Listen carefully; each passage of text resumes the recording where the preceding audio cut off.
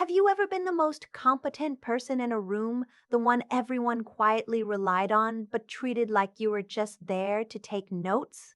That was me. For 6 years, that was my entire life. My family owns a mid-sized commercial real estate firm in Nashville. My grandfather built it from nothing in the 80s, cold calls, handshakes, 15-hour days. By the time I was old enough to understand what the company actually did, it had a portfolio worth somewhere around $30 million in managed properties, office parks, retail strip centers, a few medical buildings, not flashy, but solid, the kind of business that runs on relationships built over decades. My uncle took over when my grandfather's health declined, and when I graduated from Vanderbilt with a finance degree and a minor in real estate law, he personally called me and said the company needed someone like me, someone sharp, someone who understood the new market.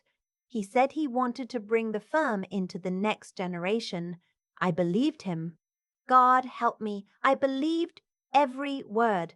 I started as a junior analyst. Fine. I understood the logic. Prove yourself. Learn the systems. Earn the trust. I did all of that. Within 18 months, I was running due diligence on every acquisition we looked at, managing 3 of our largest property accounts, and essentially serving as the liaison between our firm and the legal team we used for lease negotiations. My uncle's 2 sons, my cousins, were also in the company. The older one, I'll call him the one who handled client relationships, which mostly meant he went to lunches and played golf.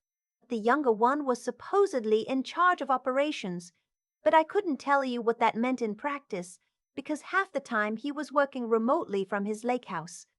I didn't complain. I told myself this was how family businesses worked. You put in the time. You show what you're worth. Eventually it balances out. Then I found out what they were each making. It was an accident.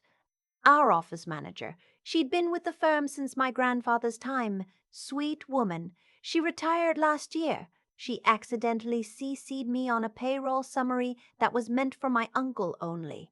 I almost deleted it without looking. But something made me open it. My older cousin, $180,000 base, plus a $40,000 client retention bonus. My younger cousin, $165,000 base, plus a $30,000 operations stipend. Me, $72,000. No bonus structure, no stipend. My salary hadn't changed in 2 years. I sat with that email for 3 days before I said anything. I went back to everything I'd done that year.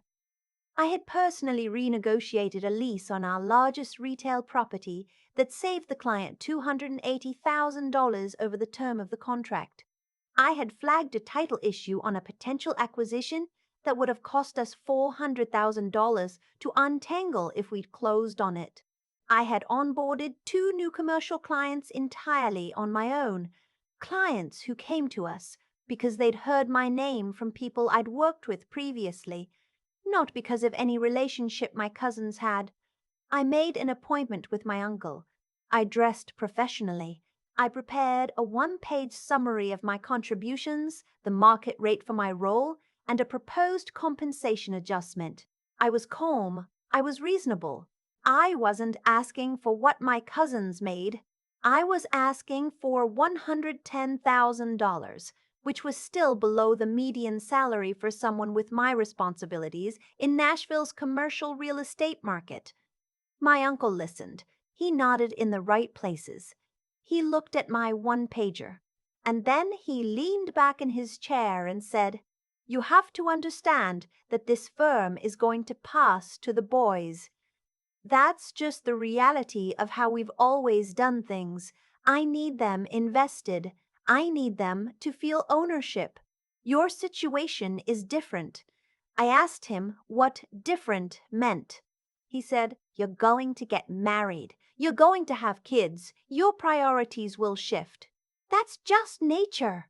I can't build a succession plan around someone whose focus is going to change."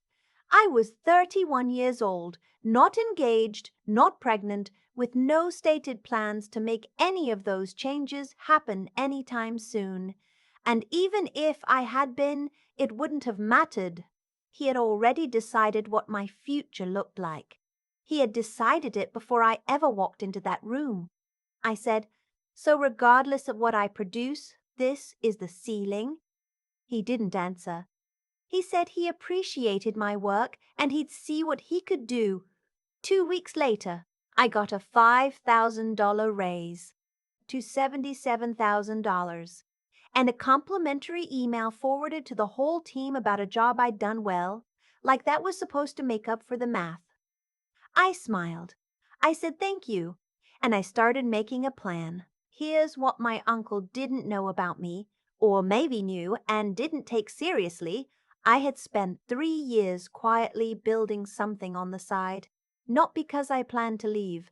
I genuinely thought the firm was my future, but because I had ideas that my uncle wasn't interested in pursuing, and I needed somewhere to put that energy. I had incorporated a small consulting LLC, just me, doing lease analysis and acquisition review for smaller investors who couldn't afford a full-service firm. I kept it completely separate. I disclosed it when I started, in writing, because I'd read my employment agreement carefully. And my employment agreement, I realized, said nothing about outside consulting work as long as it didn't involve clients of the firm. That was the first thing I confirmed with an employment attorney after the meeting with my uncle. She read the whole agreement. She confirmed it. The non-compete clause in my contract was so poorly drafted that it only covered solicitation of current clients during employment and for 6 months after. It didn't cover prospects. It didn't cover referrals. It didn't restrict me from building an independent practice with entirely separate clientele. My uncle had had the same boilerplate employment agreement for 15 years.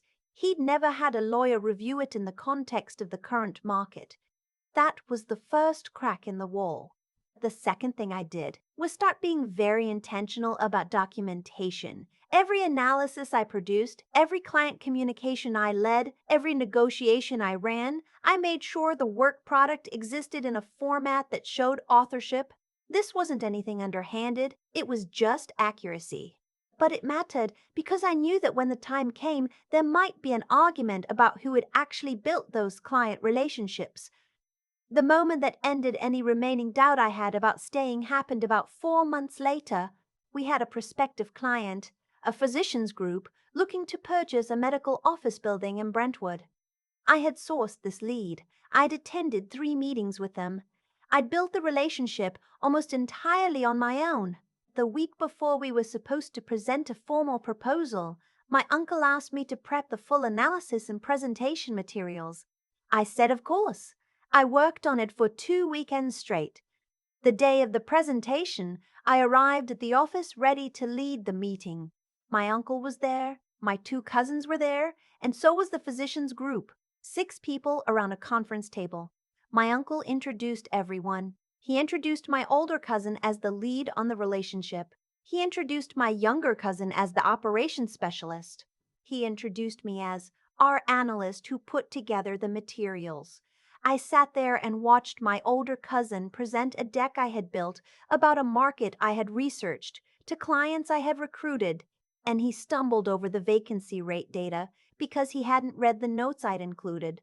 After the meeting, I pulled my uncle aside and said I'd like to be included as a relationship lead on this account if we close. He said, "Let's see how things develop." They closed the account 2 weeks later. I was listed nowhere in the client file except as research support. That night, I called my employment attorney and told her I was ready. We spent the next 6 weeks building a clean exit. She walked me through everything. My LLC was already active, already had its own client base, and legally there was nothing preventing me from growing it aggressively the moment I left. The attorney also pointed out something I hadn't fully processed because of the way my uncle had structured my arrangement. No benefits for the first year, paid as a contractor while simultaneously being treated as an employee in terms of hours oversight. And exclusivity. There was a strong argument that I'd been misclassified. She said the Department of Labor takes that seriously. I asked her what the exposure would be for my uncle if that were ever formally reported. She gave me a number that made me set down my coffee cup. I didn't use that information as a threat. I want to be clear about that. But I knew it.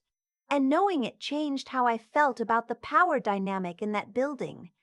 The week I decided to resign, something happened that I hadn't anticipated.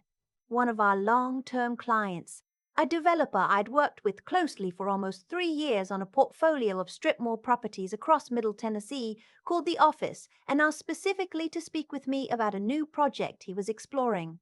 He had been referred by someone to a competing firm and wanted my opinion before he made any decisions. This was a client relationship that, by any honest accounting, I had built and maintained almost entirely through my own work. My uncle took the call first. He told the developer I was tied up on another project and that my cousin would be happy to help him. When I found out, the office manager told me, same woman who'd accidentally sent me the payroll email, I think at some point she was on my side. I went to my uncle and said the developer had specifically asked for me. He said, I know, but you need to understand, the client relationships belong to the firm, not to you. I went back to my desk, opened my calendar, and found the developer's personal cell number, which he had given me directly during a site visit 18 months earlier. That evening, I texted him from my personal phone. I said I'd heard he had a new project in mind, and I'd love to catch up. Not as a representative of the firm, just as someone who'd valued working with him and wanted to stay connected. He called me back within the hour. We talked for 45 minutes. At the end of the conversation, he asked if I had any plans to go out on my own. I said I was weighing my options. He said, well, if you ever do, I'd follow you. 3 days later, I walked into my uncle's office and resigned. He looked at me like I'd told a joke. He actually smiled. He said, where are you going to go? I said I was going to build my own practice. He said, good luck with that. This market runs on relationships, and you don't have any that aren't ours. I said, okay. I cleaned out my desk that afternoon. My older cousin walked by and didn't say anything. My younger cousin sent me a text that said, look okay, and I've never responded to it. Within 2 weeks of my resignation, 3 things happened. First, the developer called and officially engaged my LLC for consulting on his new project, a $4.2 million acquisition he was evaluating in Murfreesboro. That one engagement alone paid me more than I'd made in my best quarter at the firm. Second, I called every professional contact I had built over 6 years and let them know I had gone independent. I was careful. I didn't solicit the firm's clients. I didn't need to. I had spent 3 years quietly building my own network alongside my work at the firm, and those people, vendors, attorneys, investors, lenders, they knew me. They'd worked with me directly. Several of them sent referrals within the first month. Third, I called my employment attorney and formally filed a complaint with the Department of Labor regarding the contractor misclassification during my first year at the firm. I wasn't doing it out of anger. I was doing it because it was accurate and because the outcome, which included back pay, penalties, and an audit of the firm's payroll practices, was something I was legally entitled to pursue. The audit turned out to be significant. I found out later, through a mutual professional contact, that the review flagged issues not just with my arrangement, but with how my uncle had been classifying several other workers over the years. The penalties were substantial. About 4 months after I left, I was invited to speak on a panel at a commercial real estate conference in Nashville. Industry event, maybe 200 attendees, the kind of room where people in this market go to network and be seen. I almost didn't go because I felt strange about it. This was the same conference my uncle attended every year, and I knew there was a chance we'd be in the same space. We were. During the networking portion, I was standing with a small group of people I'd connected with through my new practice, a lender I'd recently partnered with on 2 transactions, a developer who'd sent me a referral, an attorney I'd collaborated with on a lease dispute. My uncle came over with my older cousin. He looked at the group around me. He looked at the lender, he looked at the developer, and I watched his face do something I'd never seen it do before, recalculate. He said something polite, some version of good to see you doing well. I said thank you. My older cousin stood next to him and didn't make eye contact with me once. As they walked away, the developer I'd first signed as a client, after leaving, leaned over and said quietly, "Was that your uncle?" I said yes. He said, "Huh." He called me about 6 weeks ago and asked if I was still working with the firm. I asked what he'd said. He smiled and said, I told him I'd moved on. That was the moment I understood, fully, what my uncle had lost. Not just one client, not just the audit, but the credibility that came with believing you could underestimate someone indefinitely and face no consequences for it. By the end of my first year on my own, my LLC had generated $300,000 in revenue. I had 4 active retainer clients and a pipeline that was growing faster than I could comfortably manage alone, so I brought on a part-time contractor to help with research and analysis. I moved out of the spare bedroom where I'd been running the business and signed a lease on a small office in East Nashville. Nothing fancy, but mine. Every piece of furniture in that room I paid for. My uncle's firm is still operating. I don't wish them harm, but I've heard through the industry grapevine that they lost 2 additional clients in the year after I left, that my older cousin's client relationship work has been rocky, and that the audit created enough internal disruption that they had to bring in an outside HR consultant to overhaul their employment practices. My uncle has not called me. My younger cousin's Lolo K text remains unanswered. A few months ago, my grandfather, who is still alive, sharp as ever at 82, asked me to have lunch with him. He'd heard things, the way he always does, through his own network of people he'd known for 40 years in this industry. We sat at his kitchen table, and he asked me to walk him through what had happened. I told him everything. He listened without interrupting, which is not something he does often. When I finished, he was quiet for a moment. Then he said, I always thought you were the one who had it. I should have said so out loud. I told him it was okay. He shook his head and said, No, it isn't, but you handled it right. That was enough for me. That was more than enough. The firm my grandfather built, with 15-hour days and cold calls and handshakes built on real trust, it almost swallowed me whole. Not because I wasn't good enough, but because someone had decided before I ever walked in the door that I didn't get to own any part of the thing I was helping to hold up. So I built my own, and nobody in that building will ever look at my work, attach someone else's name to it, and call it theirs again. I keep coming back to the moment my uncle smiled when I handed in my resignation. Not a nervous smile, not a sad one, a dismissive one. Like he was watching someone make a mistake they'd regret by Monday. He had spent 6 years watching me work and had somehow concluded that none of it was mine to keep. That smile told me everything about how he saw the world. He believed that loyalty without leverage was the same as permanent loyalty. He believed that someone who had never formally claimed anything couldn't claim it later. And for a long time, he was right about how I operated. I showed up, I produced, I didn't make noise. I thought that was what integrity looked like. What I didn't understand then, and what I think about a lot now, is that doing the right thing quietly isn't the same as being protected. I was ethical in how I worked. I disclosed my LLC. I didn't poach clients. I didn't cut corners on the analysis I built for people who, it turned out, didn't intend to credit me for it. But ethics without knowledge of your own rights is just vulnerability dressed up as virtue. I had to learn that the hard way. The thing that actually changed my situation wasn't anger. It wasn't even the payroll email, as much as that shook me. It was the decision to understand the system I was inside of, the contract language, the misclassification rules, the difference between what my uncle assumed was legally airtight and what an employment attorney found in 45 minutes of reading.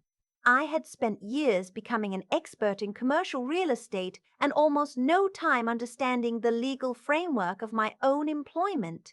Once I fixed that, I had options I didn't know existed. My grandfather said I handled it right. I've thought about what that means. I don't think he meant I was clever. I think he meant I stayed clear-headed long enough to act instead of just react. Because there were moments, the physician's group presentation, the call my uncle intercepted, the morning I found out what my cousins were making, where I could have blown the whole thing up emotionally and accomplished nothing.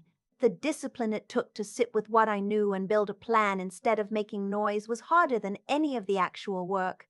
None of this came from luck. The developer who followed me out the door didn't do it because he felt sorry for me. He did it because we had built something real over 3 years of actual work, and he knew the difference between the person who showed up to the meetings and the person who had read the room, prepared the analysis, and told him the truth about a deal when it mattered. Relationships built on real competence hold. The ones built on proximity to a family name don't travel well. I think about the younger version of me who walked into that firm believing that being good at the job was enough protection. I wish I could tell her that your value and your documented, legally understood, strategically protected value are two very different things, and only one of them keeps you safe when someone decides to look you in the eye and say, your situation is different. Build the thing that's yours. Know what you're signing, and never mistake someone's underestimation of you for the truth.